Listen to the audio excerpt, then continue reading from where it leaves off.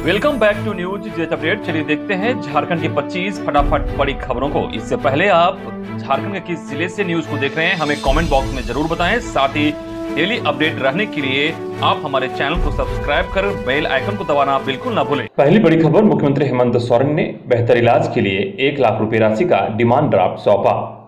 मुख्यमंत्री हेमंत सोरेन ने झारखंड विधानसभा स्थित मुख्यमंत्री कक्ष में सिमडेगा जिला के कोलेबिरा रामजड़ी निवासी एक बालक अनुज डांग को उनके बेहतर इलाज के लिए 1 लाख रुपए राशि का डिमांड ड्राफ्ट सौंपा। मालूम हो कि अनुज डांग को बेहतर इलाज के लिए ऑपरेशन की आवश्यकता है, परंतु वे अत्यंत निर्धन परिवार से आते हैं। पैसों के अभाव के कारण ऑपरेशन करवाने में उनका परिवार बिल्कुल असमर्थ है। मुख्यमंत्री हेमंत सोरेन ने अनुज डांग के ऑपरेशन की गंभीरता को देखते हुए उनके बेहतर उपचार के लिए मुख्यमंत्री राहत कोष से उन्हें 1 लाख रुपए राशि का डिमांड ड्राफ्ट सौंपा। अगली बड़ी खबर, एमएसपी प्रणाली को मजबूत बनाने के लिए मोदी सरकार ने पूर्व कृषि सचिव की अध्यक्षता में बनाई कमेटी। नरेंद्र मोदी सरकार ने न्यूनतम समर्थन मूल्य एमएसपी प्रणाली को मजबूत करने के उपाय सुझाने के लिए एक समिति का गठन कर दिया है। पूर्व कृषि सचिव संजय अग्रवाल समिति के चेयरमैन होंगे। सरकार ने तीनों कृषि कानूनों को वापस लेने के बाद इस समिति का गठन करने का वादा किया था। करीब 8 माह बाद अब इस समिति का गठन कर दिया गया है। सरकार ने संयुक्त किसान मोर्चा के 3 सदस्यों की इस समिति में शामिल करने का प्रावधान भी किया है। हालांकि कृषि संगठन ने अभी तक समिति के लिए कोई नाम नहीं दिया है। अगली बड़ी खबर, राष्ट्रीय चुनाव की वोटिंग खत्म, झारखंड के 80 विधायकों ने लिया भाग। राष्ट्रीय चुनाव के तहत सोमवार को हुए मतदान के बाद बैलेट बॉक्स विधानसभा स्थित स्ट्रांग रूम में रखा गया है। वहां सुरक्षा की 24 गुना 7 व्यवस्था की गई है। भारत सरकार के अपर सचिव सह परीक्षक डॉक्टर राजेंद्र कुमार की निगरानी में न केवल मतदान हुआ बल्कि उनकी देखरेख में ही बैलेट बॉक्स स्ट्रांग रूम में रखा गया है। सुरक्षा के बीच बैलेट बॉक्स मंगलवार को यानी कि आज दिल्ली भेजा जाएगा। 21 जुलाई को मतगणना होगी। मुख्य निर्वाचन पदाधिकारी के रवि कुमार ने बताया कि राष्ट्रीय चुनाव से संबंधित झारखंड में हुए मतदान में 81 विधायकों में से 80 विधायकों ने अपने मत दिए। मतदान प्रक्रिया को शांतिपूर्ण एवं निष्पक्ष रूप से कराने के लिए मंत्रिमंडल निर्वाचन विभाग के संयुक्त मुख्य निर्वाचन पदाधिकारी हीरालाल मंडल, विधानसभा के प्रभारी सचिव सह सहायक निर्वाचन पदाधिकारी सैयद जावेद हैदर, संयुक्त सचिव सह सहायक निर्वाचन पदाधिकारी रामनिवास दास सहित प्रशासनिक पदाधिकारियों ने अपनी महत्वपूर्ण भूमिका निभाई। इधर झारखंड प्रदेश कांग्रेस के अध्यक्ष राजेश ठाकुर ने भाजपा पर लगाया क्रॉस वोटिंग का आरोप। झारखंड प्रदेश कांग्रेस के अध्यक्ष राजेश ठाकुर ने कांग्रेस विधायकों की ओर से क्रॉस वोटिंग के आरोप को सिरे से खारिज करते हुए कहा कि भाजपा के कुछ लोगों ने जरूर क्रॉस वोटिंग की है। उन्होंने दावा किया कि जिस प्रकार यशवंत सिन्हा ने लोगों से अंतरात्मा की आवाज सुनकर मतदान करने की अपील की थी, उससे इतना जरूर लगता है कि उनके पुत्र के कुछ मित्रों ने अंतरात्मा की आवाज पर मतदान किया है। चुनाव का परिणाम इसे प्रमाणित भी कर देगा। अगली बड़ी खबर, केंद्र की तर्ज पर समाधान योजना लाएगी हेमंत सरकार। केंद्रीय बिक्री कर, वैट एवं अन्य लघु कर अधिनियमों के तहत राज्य सरकार का कई उपक्रमों पर करोड़ रुपए बकाया है, जिसकी वसूली के लिए नए सिरे से प्रयास करने की तैयारी की जा रही है। केंद्र सरकार और कुछ अन्य राज्यों में ऐसे मामलों को लेकर समाधान योजना लाई गई थी, जिसका लाभ इन सरकारों को मिला है। झारखंड भी इसी प्रकार समाधान योजना को लाने के लिए आगामी मानसून सत्र में विधेयक पेश करने जा रहा है। इस विधेयक के माध्यम से कुल बकाया 3690 करोड़ रुपए का वसूलने की तैयारी। अगली बड़ी खबर, 7वीं जेपीएससी परीक्षा विवाद, झारखंड हाईकोर्ट ने आयोग से मांगा जवाब, 4 सप्ताह बाद होगी सुनवाई। Jharkhand high court justice doctor SN Pathak की अदालत में 7वीं जेपीएससी परीक्षा में शामिल अभ्यर्थियों के मार्क्स स्टेटमेंट एवं मॉडल उत्तर पुस्तिका नहीं दिए जाने के खिलाफ दाखिल याचिका पर सुनवाई हुई। सुनवाई के बाद अदालत ने इस मामले में जेपीएससी को जवाब दाखिल करने का निर्देश दिया है। मामले में अगली सुनवाई 4 सप्ताह बाद होगी। इस संबंध में प्रार्थी करण सहित अन्य की ओर से हाईकोर्ट में याचिका दाखिल की गई है। सुनवाई के दौरान प्रार्थी की ओर से अमृतांश वत्स ने कोर्ट को बताया कि 7वीं जेपीएससी परीक्षा का अंतिम परिणाम 31 मई 2022 को जारी हुआ है, लेकिन अब तक न तो कट ऑफ मार्क्स जारी हुआ और न ही अभ्यर्थियों को मिले मार्क्स की जानकारी दी गई। इसके अलावा न तो प्रश्नों का उत्तर जारी किया गया है और न ही अभ्यर्थियों को अपनी उत्तर पुस्तिका देखने का मौका मिला है। अगली बड़ी खबर, पृथ्वी पर आ रही बड़ी आपदा, बंद हो जाएंगे रेडियो, जीपीएस और सैटेलाइट। पृथ्वी के लिए ये मंगल भारी हो सकता है। मंगलवार यानी आज को एक सूर्य तूफान की आशंका लगाई जा रही है जो पृथ्वी को सीधे तौर पर प्रभावित कर सकता है।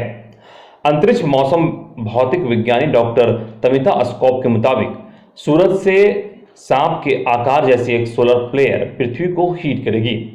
इससे कई सैटेलाइट प्रभावित हो सकते हैं। जीपीएस, टीवी संचार और रेडियो का काम भी बाधित हो सकता है। इस सोलर फ्लेयर से इलेक्ट्रोमैग्नेटिक रेडिएशन और गर्मी बहुत बढ़ जाती है। हालांकि पृथ्वी पर इससे गर्मी तो नहीं बढ़ेगी, लेकिन इलेक्ट्रोमैग्नेटिक रेडिएशन से पृथ्वी की मैग्नेटिक फील्ड पर असर पड़ सकता है और सिग्नल बंद हो सकते हैं। अगली बड़ी खबर की बात करें तो गैर आदिवासी से विवाह करने वाली महिला का आरक्षण समाप्त हो। आदिवासी जन परिषद की बैठक करमटोली रांची कार्यालय में प्रेम साहे मुंडा की अध्यक्षता में संपन्न हुई। बैठक में विश्व आदिवासी दिवस, आदिवासियों की जमीन लूट पर विशेष रूप से चर्चा की गई।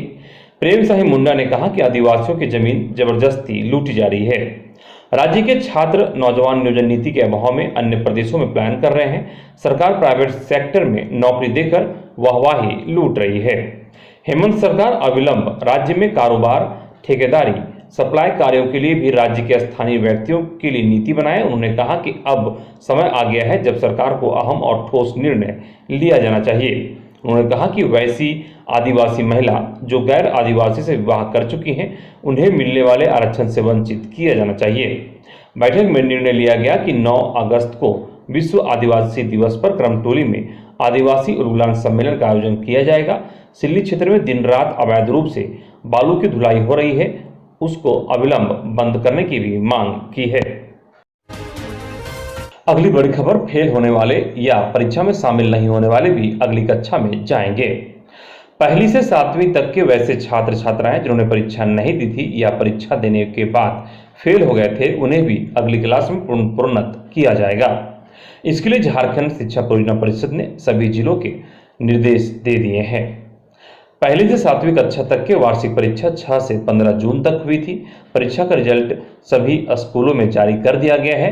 कई स्कूलों ने जिला शिक्षा पदाधिकारी से पूछा था कि जो छात्र छात्राएं इस परीक्षा में किन्हीं कारणों से शामिल नहीं हो सके या फिर परीक्षा में फेल हो कर गए हैं, उनका अगली क्लास में नामांकन लिया जाएगा या नहीं। अगली बड़ी खबर, राज्य में 3 माह में मात्र 151 लाख मानव दिवस का हो सका सृजन। मनरेगा में पिछले 3 माह में 151 लाख मानव दिवस का सृजन हो सका है। मानव दिवस सृजन की गति काफी धीमी है, लेकिन ग्रामीण विकास विभाग इसे भीषण गर्मी और बारिश को इसका कारण बता रहा है। इस वजह से कई जिलों में मनरेगा के जॉब कार्डधारियों का काम नहीं मिल सका। ग्रामीण विकास मंत्री आलमगीर आलम ने कहा कि कुछ जिलों में मनरेगा की राशि की बकाया की सूचना मिली है। 1 सप्ताह में राशि दे दी जाएगी। ऐप में गड़बड़ी की वजह से मटेरियल की राशि जारी नहीं हो सकी थी।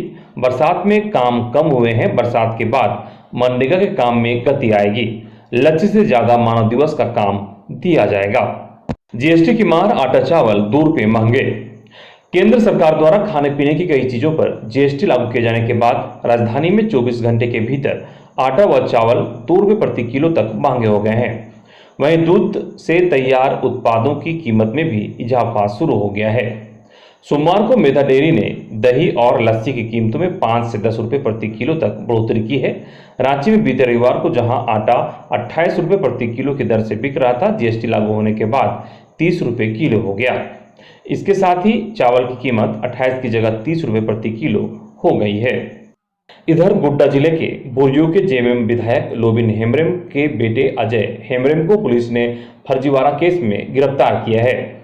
इस पर सोमवार को राष्ट्रीय चुनाव से झारखंड विधानसभा में वोटिंग करने आए लोबिन हेम्ब्रम ने बेटे पर लगे आरोपों को सिरे से खारिज किया। कहा, अजय हेम्ब्रम ने 14 वर्षों तक नौकरी की है, कहीं कोई फर्जीवाड़ा नहीं हुआ है। दुर्भावना से प्रभावित होकर कुछ लोगों ने शिकायत की है। इसकी जांच हो रही है। जांच के बाद सच्चाई सामने आ जाएगा। कि अजय हेम्ब्रम पर गलत वंशावली बनाकर ईसीएल में नौकरी लेने का आरोप लगा है। अगली बड़ी खबर, मुश्किल में हेमंत के प्रतिनिधि पंकज मिश्रा। साहिबगंज के बढ़ावा के बहुचर्चित टेंडर विवाद में मनी लॉन्ड्रिंग के तहत अनुसंधान कर रही ईडी की टीम ने सोमवार को मुख्यमंत्री के बरहेट विधानसभा क्षेत्र के विधायक प्रतिनिधि पंकज मिश्रा के दो प्रमुख सहयोगियों दाहू यादव व बच्चू यादव से लंबी पूछताछ की। दाहू यादव का ईडी कार्यालय में तीसरा दिन था जब ईडी ने उनसे पूछताछ की है। वहीं बच्चू यादव को पहली बार ईडी ने पूछताछ के लिए बुलाया था।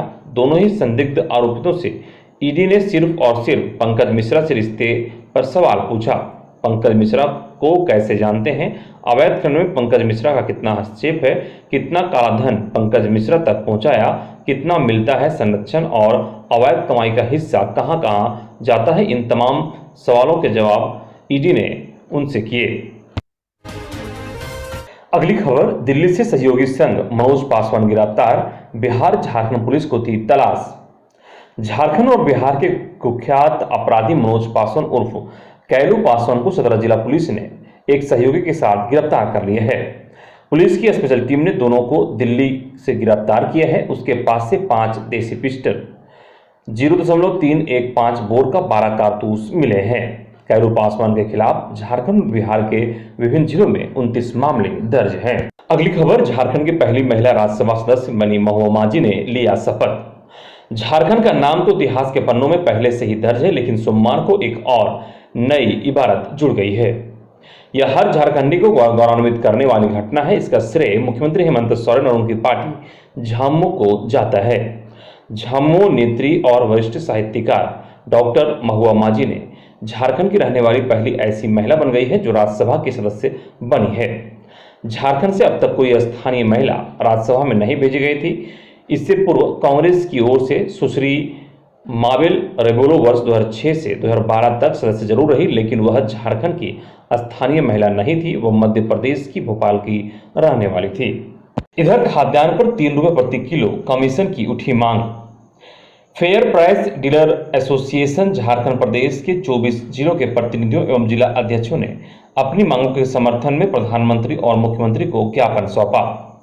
एसोसिएशन की मुख्य मांगों में खाद्यान्न पर 3 रुपये प्रति किलो कमीशन, किरोसिन तेल पर 2 रुपये प्रति लीटर कमीशन एवं परिवहन खर्च देने एवं प्रति क्विंटल क्षतिपूर्ति भी दी जाए।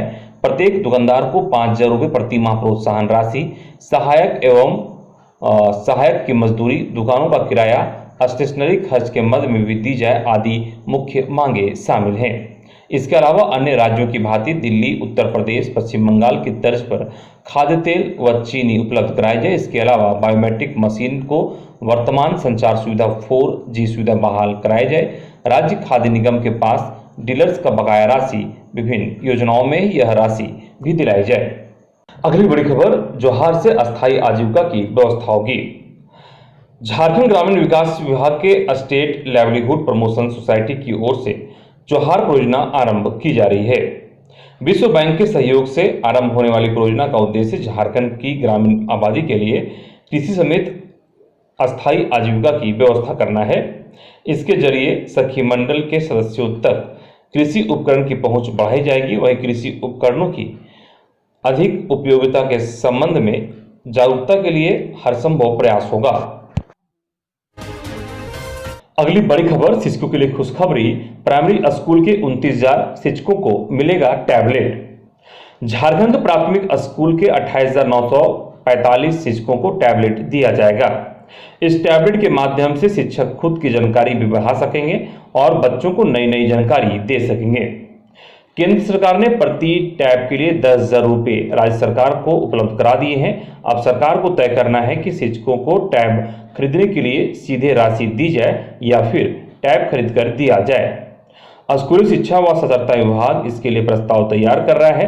केंद्रीय शिक्षा मंत्रालय ने झारखंड सरकार को 1ली से 5वीं के प्राथमिक शिक्षकों के लिए 28,94,50,000 रुपये उपलब्ध कराया है। इस राशि से इन स्कूलों में कार्यरत 28,945 शिक्षकों को टैब दिया जाना है। शिक्षा विभाग मंथन कर रहा है कि टैबलेट ऐसे ही दिया जाए या फिर उसमें स्कूलों में आवश्यक चीज़ों को अपलोड करके दिया जाए। हालांकि यह सब ऐप के जरिए भी बाद में उसमें इंस्टॉल किया जा सकता है। इसमें शिक्षकों की हाजिरी भी अपलोड हो सकेगी। अगली बड़ी खबर, नई नियुक्ति नियमावली का किया विरोध। सहायक प्राध्यापक की नई नियुक्ति नियमावली पर रोक लगाने की मांग को लेकर आजसू कार्यकर्ताओं ने सोमवार को विभिन्न विश्वविद्यालय के कुलपतियों को ज्ञापन सौंपा। आजसू कार्यकर्ताओं ने रांची विश्वविद्यालय, डॉक्टर श्यामा प्रसाद मुखर्जी विश्वविद्यालय, कुलाहन विश्वविद्यालय, नीलांबर पीतांबर विश्वविद्यालय के कुलपति को ज्ञापन सौंप नई नियमावली पर विरोध उठाया। आजसू के प्रदेश अध्यक्ष गौतम सिंह ने कहा कि नई नियमावली से विश्वविद्यालय की स्वायत्तता समाप्त हो जाएगी।